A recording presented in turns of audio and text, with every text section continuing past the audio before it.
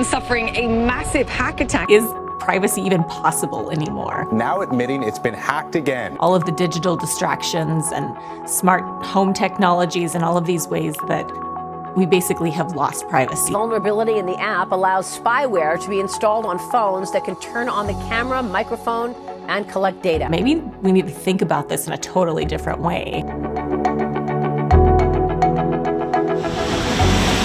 The whole project really started because a co-author and I were really looking around and couldn't believe how little information on data privacy spoke to marketing managers and looked at customers. There's a lot of stuff on the IT side, and there's a lot of stuff on the legal side, but people weren't really talking about how do we do right by our customers when it comes to managing their data.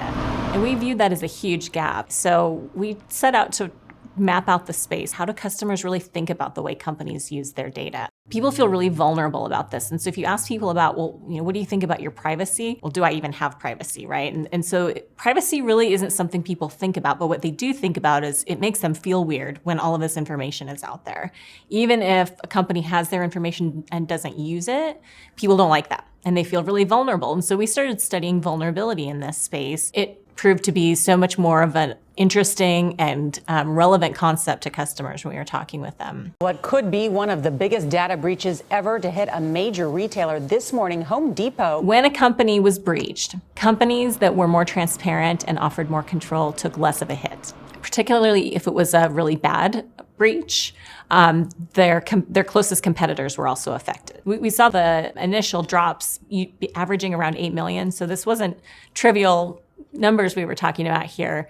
And this is what's called kind of a spillover effect, right? Because investors or people who are evaluating those stocks tend to view maybe this is a problem with the whole industry, right? So just to give you an example, after Home Depot had the big data breach, Lowe's stock price took a hit too. So we found that the closest competitor can take a hit, but also if that competitor has strong transparency and control, they suffered less of a loss as well. So those dimensions, what they're doing every day and things like telling customers what they're doing with their data and giving them some control, that actually can soften a financial hit. Yeah, it definitely makes you think differently about it. Just last week, I ordered all the little privacy shields for our webcams on our computers around the house and at work because of something I'd read doing my own research. And now I have one of my co-authors who absolutely doesn't care at all. The more he learns, the more he decides that he has no control anyway, so he just lets it all go.